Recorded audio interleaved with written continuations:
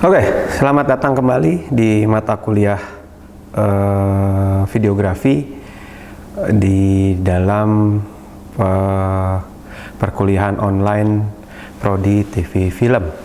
Ya, untuk pertemuan kali ini saya mau membahas sekarang lebih ke aspek teknis ya. Kalau misalnya pertemuan sebelumnya kita membahas tentang landasan gitu ya, cara berpikir, perspektif berpikir gitu ya, bagaimana videografi itu ditempatkan atau digunakan lah ya oleh film, produksi film dan dengan produksi televisi. Nah sekarang saya lebih ke aspek teknis ketika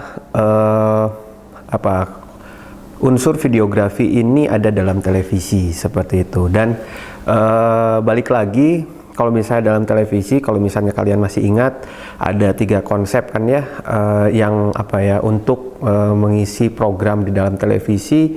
Yang pertama itu ada konsep single cam, konsep multicam, dan konsep produksi film gitu ya. Yang film ini balik lagi itu sebenarnya sama aja dengan konsep produksi film layar lebar ya, cuman tadi audiensnya yang berbeda gitu ya.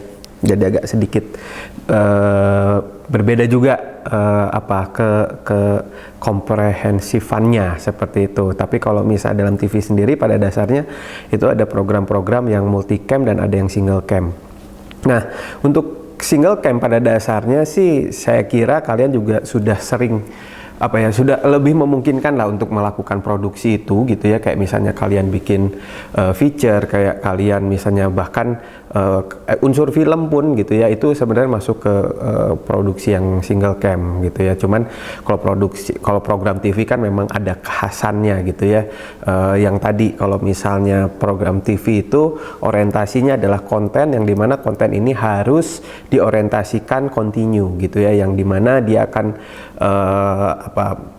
tayang lagi dan tayang lagi seperti itu. Itu yang agak membedakan lah dengan film gitu ya. Pada akhirnya itu akan mempengaruhi bagaimana kita memperlakukan, mentreatment gitu ya dalam produksi. Salah satunya dalam produksi yang unsur paling kuatnya adalah pengambilan gambar gitu ya. Nah, oke.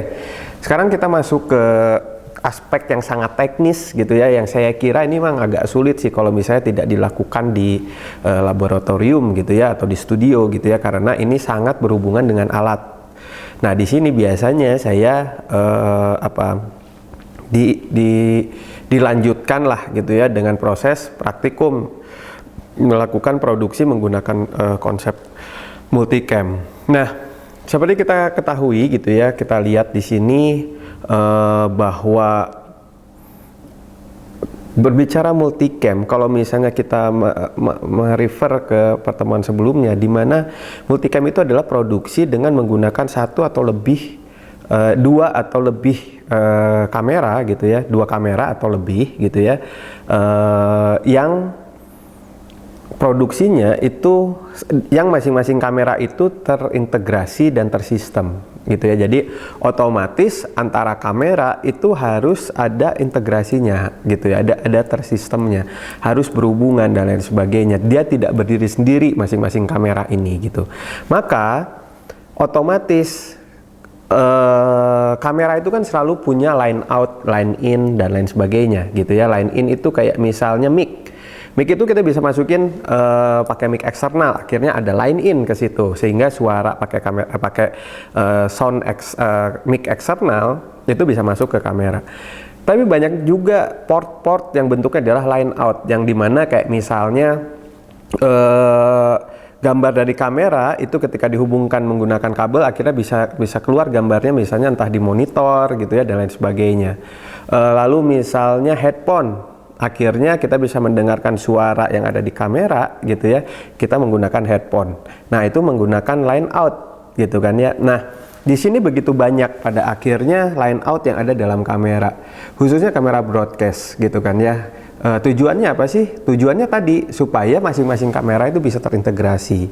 Nah di sini nanti saya bisa perlihatkan ya, ada macam-macam bentuk line out gitu ya, yang bentuknya rata-rata outputnya adalah output video gitu ya. Ada output SDI, ada output HDMI, ada output RCA pada teknologi sebelumnya gitu ya. Ada Firewire gitu ya, itu juga untuk capturing biasanya gitu ya. Nah itu begitu banyak sebenarnya line out yang pada akhirnya kita pada akhirnya kita perlu paham gitu loh. Oke lah, kita tidak perlu ahli gitu ya, kita tidak perlu orang yang memikirkan bagaimana ini punya resolusi tinggi dan sebagainya, bukan. Kalian memang orang yang mengkonsep pada akhirnya bagaimana supaya sinkronisasi atau integrasi masing-masing kamera ini bisa berjalan smooth. Karena mau tidak mau kita produksi gitu loh. Ya, ketika kita menggunakan multicam, ya mau tidak mau kita harus menggunakan berbagai macam kamera. Nah, di sini yang pada akhirnya bagaimana kita gitu yang diposisikan sebagai konseptor itu paham ketika kita merancang sebuah program gitu ya, ketika itu harus diproduksi menggunakan multicam, bagaimana selarasnya gitu loh, bagaimana supaya integrasi itu berjalan dengan baik, bagaimana supaya antar adegan gitu ya itu bisa tercover gambarnya dengan baik dan lain sebagainya. Karena balik lagi ya, sangat berbeda treatmentnya ketika kita produksi single cam dan multicam gitu ya. Terlebih lagi apalagi kalau misalnya multicamnya itu adalah live gitu loh, itu tidak bisa diulang gitu ya, tidak ada proses editing gitu loh, tidak ada post production. Nah di sini dan bagaimana program itu bisa baik jalannya gitu ya, bisa message-nya lah, kontennya lah bisa sampai ke audience gitu ya. Ya itu harus dirancang dengan baik gitu. Jadi tidak bisa seorang produser gitu ya, produser program atau tim kreatif gitu ya bisa menyampaikan ide gagasannya, kontennya ke audience tanpa ada dukungan tadi tim produksi yang bisa menyelaraskan tadi gitu ya. Nah balik lagi di sini ini begitu banyak output. Nah sekarang pada akhirnya kita butuh tahu juga gitu ya bahwa sekarang resolusi udah sampai mana sih gitu loh. Yang umum output itu ya memang sekarang masih umumnya tuh mungkin di 1080 ya, di Full HD gitu ya, yang dimana itu nanti outputnya bisa dalam bentuk HDMI atau SDI gitu ya. Nah itu juga saya kira bukan berarti tanda kutip lah ketika membuat skrip emang itu kepake ya, bukan kesananya sih, tapi mindset itu saya kira kalian juga perlu paham lah seperti itu. Karena apa? Karena tadi berbicara televisi, berbicara broadcast itu berbicara integrasi gitu ya, khususnya yang multicam. Dan sekarang andai ya kalau misalnya kalian dengan kondisi seperti sekarang ya, pada akhirnya multicam itu menjadi sesuatu yang yang sangat tinggi kebutuhannya gitu loh, di saat berbagai macam kegiatan harus disampaikan secara audiovisual dengan multimedia atau membroadcast sebuah kegiatan, karena sekarang kondisinya sangat sulit untuk bisa menghadiri acara secara langsung. Pada akhirnya konsep multicam ini gitu ya, ini menjadi sangat tinggi permintaannya. Nah disinilah yang pada akhirnya saya merasa bahwa ini menjadi salah satu peluang gitu loh.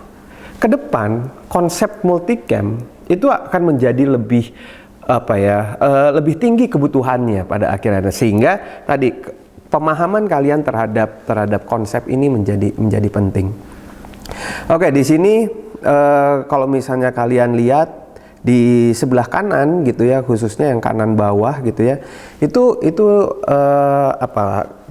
jadi kalau misalnya kalian kan ada konektor ya, konektor tuh ya bahasa Jermannya tuh colokan lah gitu ya. Itu tuh ada macam-macam kan. Yang mungkin yang kalian sangat kenal itu adalah misalnya port HDMI gitu loh, port USB Type C, port apalagi misalnya Lightning dan lain sebagainya lah gitu. Itu adalah port yang pada akhirnya karena kita sering pakai gitu kan ya, akhirnya kita kenal dengan port-port itu gitu loh, atau dengan colokan-colokan itu gitu loh. Nah di sini pada akhirnya untuk orang yang mau merancang sebuah produksi multicam, pada akhirnya port-port ini menjadi kalian harus familiar ketika kalian menempatkan diri sebagai orang yang mau merancang sebuah produksi multicam seperti itu. Nah, tadi ya yang kiri ini adalah BNC, khususnya yang bawah ya gitu ya. Kalau yang atas tuh sebenarnya kayak ini antena. Sebenarnya mirip-mirip lah seperti itu. Tapi itu adalah karakter dari port BNC. Nah, yang kanan ini kalau misalnya kalian ingat gitu ya, kalian misalnya dulu kalian nyetel DVD gitu ya. Nah, itu selalu ada 3 port gitu ya, yang dimana ada merah, putih, kuning. Merahnya audio kanan,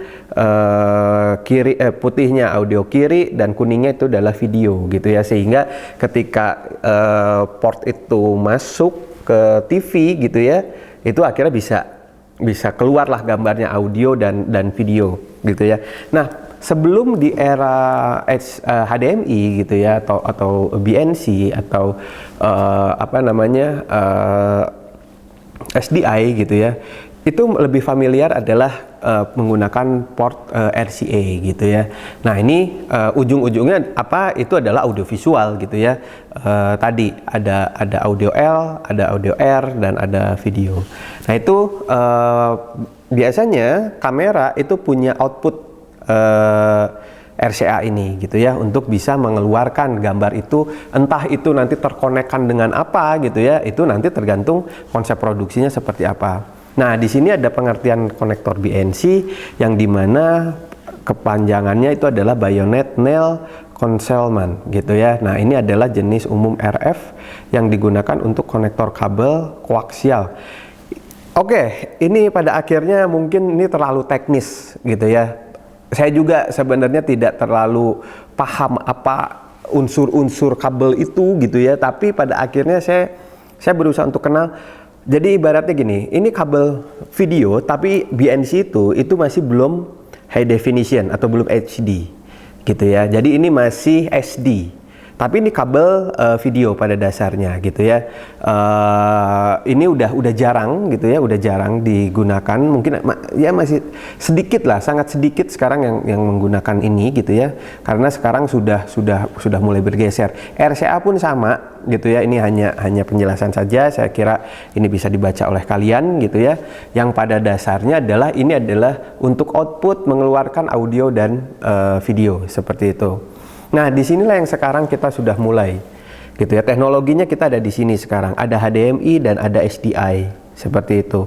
HDMI ini tertulis ya, ada HDMI, ya portnya saya kira kalian pun kenal gitu ya. SDI pada dasarnya portnya sama dengan BNC gitu ya, cuman kabelnya yang berbeda gitu ya. Kalau kabel BNC itu sebenarnya BNC itu portnya ya.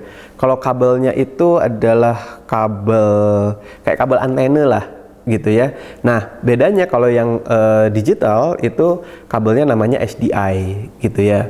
Nah, D-nya tuh pasti digital tuh gitu ya. Terus HDMI juga sama, D-nya pasti digital seperti itu. Jadi sangat berbeda gitu ya, kabel yang analog gitu ya dengan kabel yang digital. Ini sama dengan kecepatan internet gitu ya, ketika menggunakan kabel LAN seperti biasa dengan kabel yang kecil tuh ya, ya itulah gitu ya, saya lupa namanya ya. Saya jadi lupa namanya ya. Pokoknya ada kabel yang pada akhirnya itu signifikan perbedaan kecepatan itu sangat kabel gitu ya, seperti itu. Nah, intinya tuh nanti gimana sih gitu loh, kabel-kabel ini gitu ya. Nah, ini kabel HDMI, sedangkan kabel HDMI pun sebenarnya punya beberapa spek ya, spesifikasi yang berbeda-beda. Kabel SDI juga sama, ternyata jenisnya berbeda, banyak macamnya gitu ya. Tapi yang perlu ditekankan di sini itu adalah ketika kalian mau membuat sebuah sistem produksi menggunakan multicam dan mau ditayangkan secara high definition atau digital, maka pilihannya ada dua, menggunakan kabel HDMI atau menggunakan kabel SDI Itu aja gitu ya. Jadi nanti kamera ketika ada nah ujung-ujungnya gitu kan ya, ujung-ujungnya kita harus lihat kamera itu punya nggak sih output HDMI-nya, punya nggak sih output SDI-nya. Pada dasarnya output HDMI itu sangat umum gitu ya. Kamera SLR pun juga banyak yang punya output HDMI gitu loh. Nah, tapi kabel HDMI itu dia terbatas jarak gitu ya. Jadi dia spesifikasi jarak itu, makanya biasanya kalau misalnya HDMI yang panjang itu biasanya pakai penguat gitu ya, penguat sinyal. Jadi tengah-tengah dia masuk ke alat lagi untuk dikuatkan lagi sinyalnya, disambungkan dan seterusnya. SDI itu cenderung bisa lebih panjang dan cenderung lebih murah gitu ya. Jadi kalau misalnya tersistem kamera itu misalnya berjauhan, pada akhirnya dengan kabel SDI ini itu lebih memungkinkan. Karena apa? Dari sisi ekonomisnya pun lebih memungkinkan seperti itu ya. Nah di sini bisa dilihat gitu ya, kabel dengan jarak yang memungkinkannya gitu ya. Jadi misalnya di sini ada beberapa jenis kabel gitu ya. Nah, yang paling umum gitu ya, saya sendiri yang paling umum menggunakan gitu ya, itu adalah yang solid core, itu yang Balden 1505A gitu ya. Yang dimana saya resolusi biasanya adalah 720 sampai 1080i gitu ya. Nah, satu bentangan tanpa ada sambungan dan tanpa penguat itu bisa sampai ke 93 meter, hampir 100 meter. Sedangkan untuk 1080p gitu ya, ini biasanya lebih baik ya hasilnya.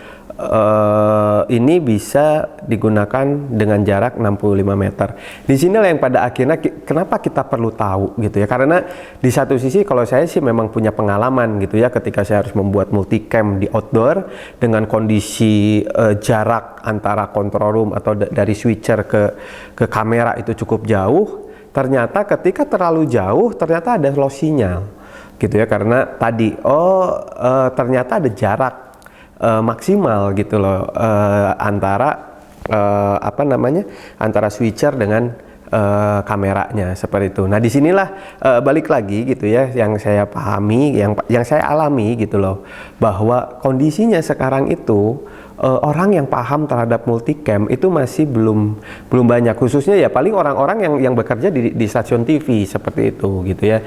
Sedangkan sekarang kebutuhannya tidak hanya di TV, kebutuhannya di instansi-instansi, perusahaan-perusahaan, di event-event itu sekarang sudah mengarah ke sana. Kebutuhannya adalah multicam. Dan sekarang itu lebih mudahnya lagi gitu ya, dengan lebih mudahnya itu menggunakan sinyal internet untuk live streaming gitu ya. Kalau dulu kan susah, kita harus live siaran langsung itu memang harus dari TV, akhirnya harus pakai SNG, harus pakai penangkap sinyal gitu ya, dikirimkan lagi sinyal, itu sangat besar biayanya. Sekarang untuk membroadcast itu dari menggunakan YouTube itu lebih memungkinkan untuk saat ini. Provider pun sudah banyak juga yang menyediakan bandwidth yang cukup tinggi gitu ya, untuk bisa akhirnya kita bisa menghasilkan atau bisa memproduksi live streaming gitu ya. Nah live streaming umumnya gitu ya itu menggunakan multicam, karena kan untuk kegiatan yang panjang gitu ya, event yang panjang akan terlalu kaku pada akhirnya kalau misalnya kita hanya menggunakan satu kamera saja gitu ya. Jadi bedakan konsepnya ketika kita live IG gitu ya dengan event gitu ya. Kalau live IG kan konektivitasnya atau hubungannya tuh lebih personal gitu ya, dia kepada followers. Tapi kalau broadcast itu kan ya konsep komunikasi massanya lah yang kalian harus lebih paham lagi ya, bahwa itu audiensnya atau penontonnya atau komunikannya itu adalah heterogen dan anonim gitu ya. Kalau misalnya media sosial pada dasarnya audiensnya gitu ya atau komunikannya itu kan sebenarnya dia tidak anonim gitu ya, dan cenderung homogen gitu loh, orang yang tertarik pada dirinya saja gitu. Nah itu yang membedakan lah gitu ya. Jadi biasanya pada akhirnya berhubungan terhadap kontennya gitu ya. Kontennya pun akan memiliki kekhasan yang beda lagi gitu ya, seperti itu. Oke, nah ini pada akhirnya kalau misalnya kita tidak dalam kondisi sekarang gitu ya, kita akan melakukan praktikum gitu. Setidaknya kita akan praktek bagaimana sih mengkolaborasikan, mengintegrasikan kamera dengan kamera sehingga masuk ke switcher gitu ya, sehingga pada akhirnya nanti bisa tayang di TV gitu, atau misalnya nanti bisa di broadcast melalui tadi live streaming dan lain sebagainya. Pada dasarnya ini seperti ini gitu ya. Jadi kalau misalnya ya memang kita tidak apa ya, kasarnya tidak, ini bisa dibikin sederhana gitu ya. Misal 3 kamera masuk ke switcher gitu kan ya, masuk ke switcher, nanti masuk ke di outputkan lagi. Nah ini nanti bisa ke TV seperti itu, atau misalnya bisa ke pemancar sebenarnya gitu kan ya, seperti itu. Jadi kalau misalnya di sini apa namanya, intinya adalah untuk mengintegrasikan masing-masing kamera ini bisa diatur menggunakan switcher gitu ya, seperti itu. Nah ini adalah switcher di teknologi sebelumnya, dan ini inputnya menggunakan BNC dengan kualitas analog gitu ya. Jadi ini masih belum menggunakan SDI, tapi ini sangat sederhana penggunaannya gitu ya.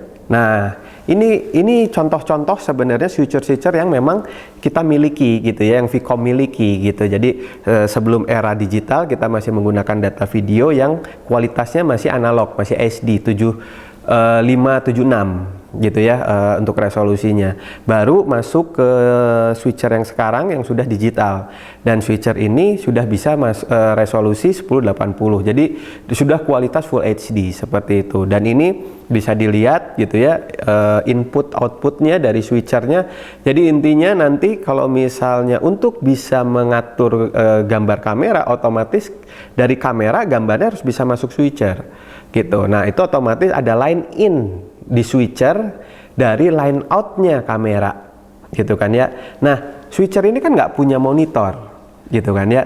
Nah dari switcher ini harus ada line outnya gitu ya, yang menghubungkan kepada monitor sehingga gambar tadi bisa di-outputkan ke monitor seperti itu. Jadi disinilah yang pada akhirnya pemahaman line in, line out, HDMI, SDI, BNC. Karena kalau misalnya portnya sama gitu ya bentuknya, tapi bisa jadi kabelnya berbeda, akhirnya ya nggak bisa nyambung juga seperti itu ya. Jadi ini harus paham pada akhirnya. Nah ini juga bentuknya adalah digital, perkembangan lagi gitu ya, perkembangan lagi switcher ini bentuknya adalah digital. Jadi ini tidak ada kalau misalnya di sebelumnya gitu ya, yang di Panasonic itu kan ada tombol 1, 2, 3, 4 1, 2, 3, 4, 5 gitu kan ya, terus ada tuasnya dan lain sebagainya. Nah ada juga teknologi switcher yang bentuknya adalah hanya alat input outputnya saja, untuk kontrolernya itu menggunakan laptop gitu ya, jadi digital bentuknya. Jadi kalau analog itu kan ada fisiknya gitu ya, jadi ada yang bentuknya fisik, ada yang bentuknya analog, ada bentuknya digital gitu ya. Jadi pengaturannya itu tidak dalam bentuk fisik, tapi bentuknya adalah digital. Itu sama kayak apa ya, kayak simulator mobil gitu kan ya. Mobil kita bisa mengendarai menggunakan simulator gitu kan ya. Nah, atau misalnya main piano itu ada bentuk pianonya, dan ada juga yang bentuknya adalah layar gitu loh. Nanti kita pencet touch dan atau misalnya kita sentuh gitu kan ya, itu ternyata bisa bunyi gitu. Nah ini juga seperti itu. Jadi switchernya itu tidak ada pencetan satu secara fisik ya, tuasnya dan lain sebagainya, adanya adalah bentuk digital gitu. Jadi ini lebih ringkes lagi gitu ya, seperti itu. Nah dan perlu ditekankan juga bahwa tidak cukup di situ. Jadi kita harus bisa mengakali pada akhirnya ketika ada line in, line out yang tidak cocok, karena kan tadi dari kamera itu harus masuk ke switcher kan gitu ya. Nah ada yang kamera outputnya tidak ada SDI-nya, adanya output HDMI, tapi di switcher dia tidak punya line in HDMI, adanya SDI. Maka salah satu itu harus mengalah, gitu kan ya, harus mengalah. Yang umum itu adalah ketika kamera line out-nya adalah HDMI, maka dia akan convert ke bentuk SDI karena sama-sama digital ya. Di-convert ke bentuk ke bentuk SDI, akhirnya dari SDI itulah yang nanti akan masuk ke switcher. Gitu. Nah, jadilah terintegrasi, jadilah nanti bisa terkonek nih antara kamera ke switcher. Kamera satu lagi juga sama gitu ya, ketika outputnya HDMI di-convert lagi. Nah, ini alat converternya gitu ya, dari HDMI ke SDI. Setelah jadi SDI baru nanti masuk switcher. Seperti itu. Nah, itu saya kira pemahaman itu juga menjadi penting untuk saat ini gitu ya, supaya apa? Supaya kalian paham ketika kalian mau membuat sebuah program produksi konten gitu ya, ketika harus menggunakan alat-alat tertentu. Nah, disinilah yang pada akhirnya ketika kalian paham bagaimana sistemnya, itu kalian bisa lakukan gitu ya. Nggak jarang lah sekarang, kemarin misalnya dari anggaplah saya contoh di Unpad ya, yang baru-baru ini gitu ya. Itu kayak misalnya kemarin baru ada lagi kerjasama antara Unpad dan Pegadaian mau membuat sebuah event gitu ya, membuat acara hybrid. Jadi yang datang ada sebagian dan sebenarnya itu lebih kepada acara yang di-broadcast-kan. Itu juga sama, akhirnya pakai multicam juga seperti itu. Wisuda ketika harus disampaikan ke wisudawan yang ada di rumah, pada akhirnya menggunakan multicam. Nah, selama ini karena di kita pun masih SDM-nya masih sangat terbatas seperti itu ya. Tidak jarang pada akhirnya untuk event-event yang bentuknya dadakan lah gitu ya, perencanaannya mendesak gitu ya, pada akhirnya untuk multicamnya itu nyawa keluar pihak ketiga gitu ya, pakai vendor lah, pakai PH. Sebenarnya di Lab TV juga bisa gitu loh, di kita juga bisa, cuman ini kan akan menjadi PR ketika alat-alat itu harus digotong gitu ya, misalnya entah ke Sawala atau di Geraha Sanusi di DU gitu ya. Nah, pada akhirnya itu menggunakan jasa penyewaan gitu ya, dan itu tidak murah sebenarnya gitu ya. Nah, ini yang pada akhirnya saya juga melihat bahwa tren ini semakin meningkat gitu loh. Kebutuhan terhadap multicam semakin tinggi dan lain sebagainya. Saya harap sih kalian nanti tahun depan gitu ya, pandemi sudah beres dan kalian bisa praktek juga gitu ya di mata kuliah yang lain untuk produksi multicam ini. Nah, saya kira itu mungkin ya materi hari ini gitu ya, tentang aspek teknis dari multicam, khususnya untuk mengisi di mata kuliah videografi. Karena tadi ini masih aspek teknisnya, kita masih belum berbicara masalah gambarnya. Yang tadi treatmentnya terhadap multicam itu memang sangat berbeda dengan ketika kita produksi single cam dilihat dari videografinya. Oke, saya cukupkan sekian. Kita ketemu lagi di pertemuan berikutnya. Terima kasih.